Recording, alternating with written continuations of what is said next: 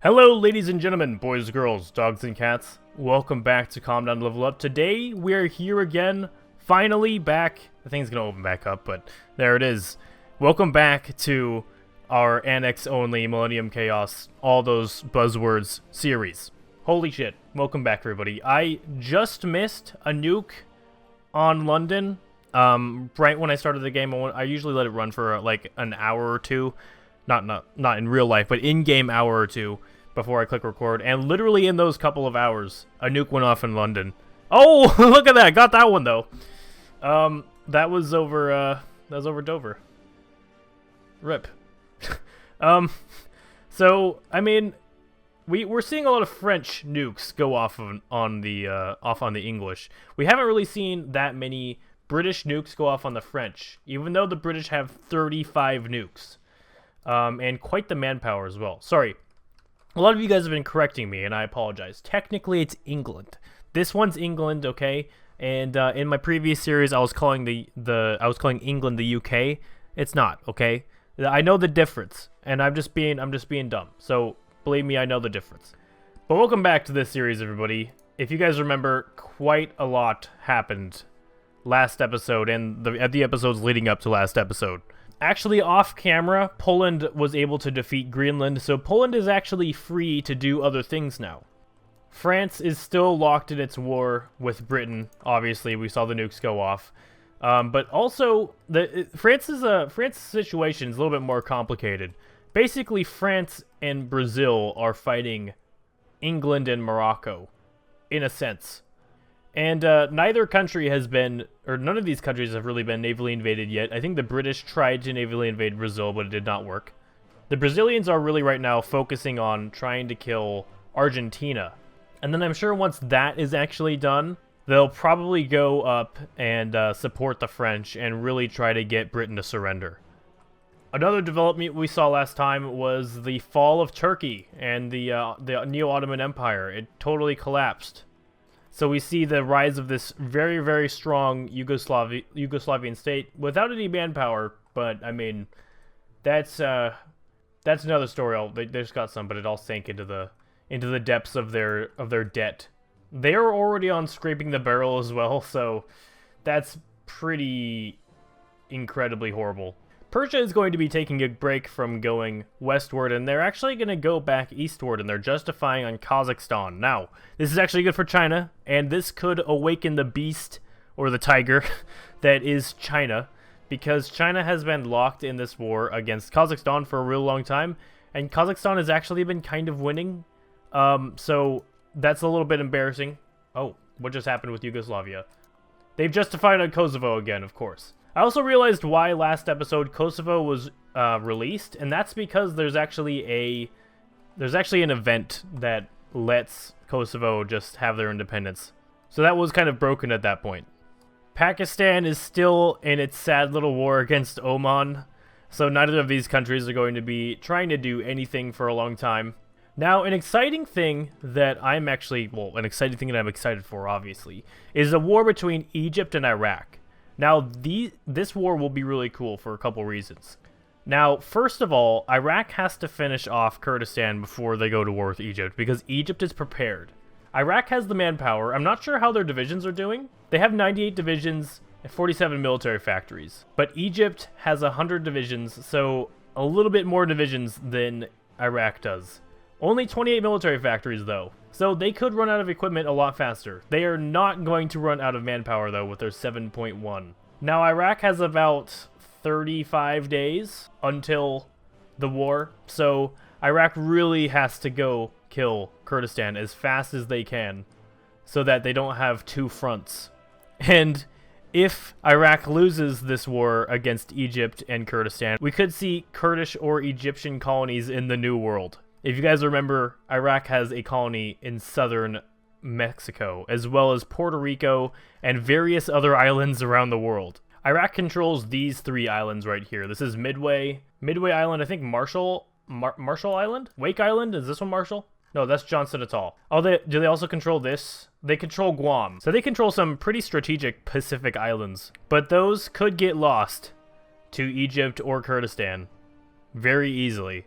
Now, the Indians are kind of kicking back and not really doing much for a while. They did take over Australia and Indonesia, as we can remember, but the Indonesian peace deal was actually pretty cool. The British got some colonies in Indonesia, as well as Papua New Guinea reunited their whole island.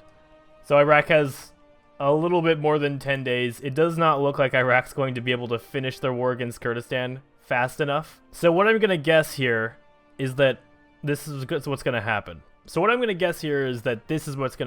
Egypt is going to race across the desert here with their prepared trucks and stuff, and either one or two things is going to happen. That's pretty cool. The Greater Persian Republic has declared war on Kazakhstan. Either way, it's going to go really fast and good for Egypt in the beginning, but Egypt could get slowed down due to their slower economy. They don't have as many factories as Iraq does. But we'll just have to see. These wars are about to kick off. The justification has been finished. Iraq is making gains against Kurdistan as we speak. They have now officially been cut in two. And there's the war. Alright, so I'm viewing as Iraq right now, instantly viewing a lot of losing battles across the border between Iraq and Egypt right now. That's what we kind of expected, though. Now, what would be really bad for Iraq is if the army in the north was cut off from the rest of the Arabian Peninsula in the south. Now, can Iraq still finish off Kurdistan while being invaded by Egypt? That's the question. It looks like Iraq could capitulate Kurdistan during this invasion right now, which is pretty incredible. Now, Egypt is still winning these battles, but they're not, like, incredibly in Egypt's favor anymore. It's definitely slowed due to the length of the front line. But if Egypt can cut Iraq in half, it is probably over. So Iraq has jumped down to 78 divisions, whereas Egypt still has their full 100, so Iraq has lost quite a lot of divisions. We can also check up on this Persian invasion of Kazakhstan. It seems to be going well. They are pushing into Turkmenistan pretty heavily. This could also create a situation where China can push back against Kazakhstan as well. And I can see why Kazakhstan was doing so good. They have a lot of Indian volunteers. Iraq has been officially cut in half. It is probably over for the colonial Iraqi Empire. F for respect if you were rooting for them. I definitely was. Now, this is pretty incredible for Egypt because for a while, Egypt was kind of just hiding, staying small. They obviously annexed quite a few smaller countries when they were at war with Syria and Israel and stuff. But for the most part, they stayed quiet. And this is quite the aggression. This is going to put them on the world stage because they'll have colonies around the world. They'll also have a lot more factories than they had before. They will definitely be able to put up a fight against Persia, Sudan, all these guys that surround them at this point. Now, Iraq was in a position like this before, and they did pull out of it. And this tiny pocket of Kurdistan troops has somehow survived this whole time. It's not looking like they're going to survive the rest. They'll probably get killed off here by Iraqi troops before Iraq surrenders. Oh, that was a lot of overrun divisions. Yep, all those Kurdistan divisions were just destroyed. So if Kurdistan survives this, they're probably next on the hit list for Egypt, especially if Kurdistan takes any colonial pieces. But Yugoslavia declared war on Kosovo. That's not going to last very long. They're already down to 2 provinces. Rest in peace, Kosovo, you bastard. This is like the 3rd time you've invaded this game.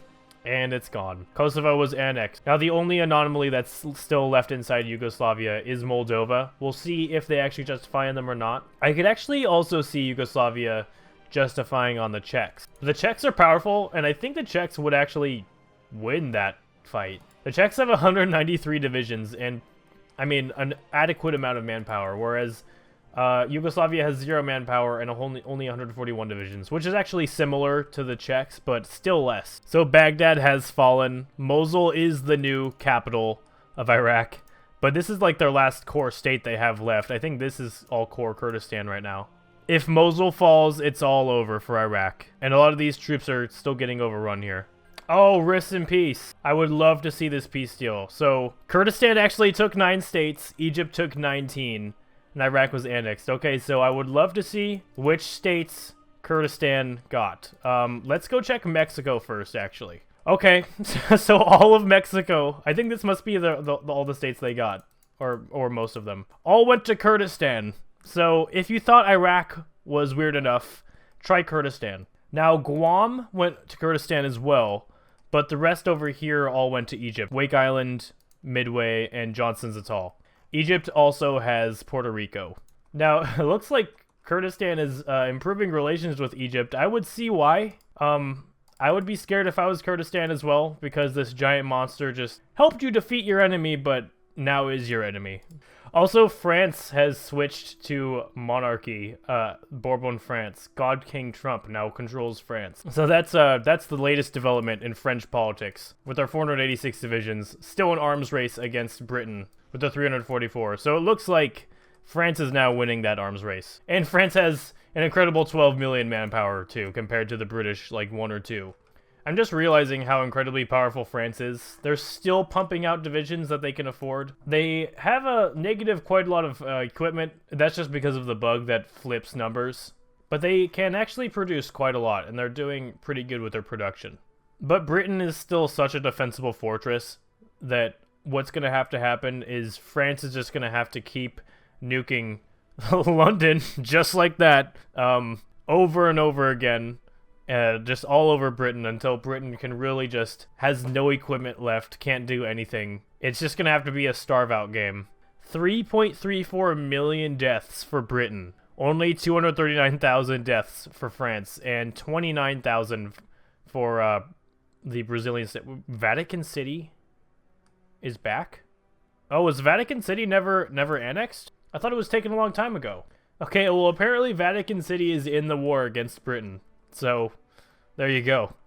Oh, the invasion is actually going even more extreme now into Zaire by Sudan and Ethiopia.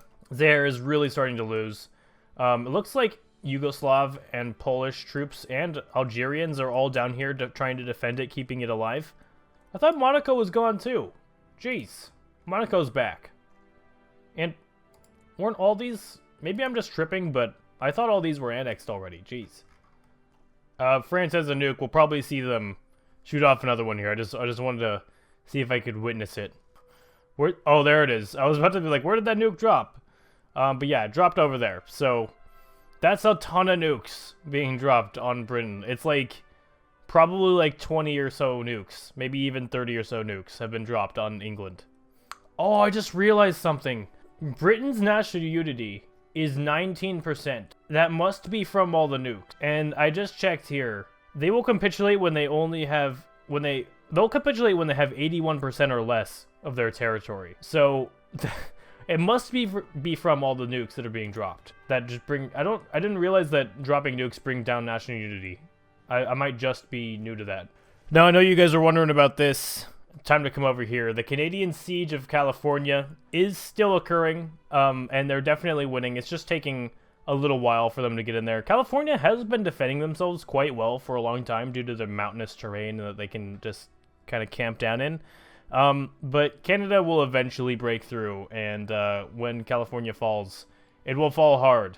I would also assume that the American Confederation would probably be next on Canada's hit list. Or maybe Kurdistan, actually. Oh, Kurdistan is actually justifying on wait. No, Honduras is justifying on Kurdistan. So Honduras wants that colony. They're the anti-colonialists. Is that really the whole army? 52 divisions? Maybe Egypt and Honduras can come up with a deal where Egypt gets all the mainland, and then Honduras gets the Mexican colony. Let's get some more footage of France dropping another nuke, because they just built another one. Yep, there it goes. That was over Manchester.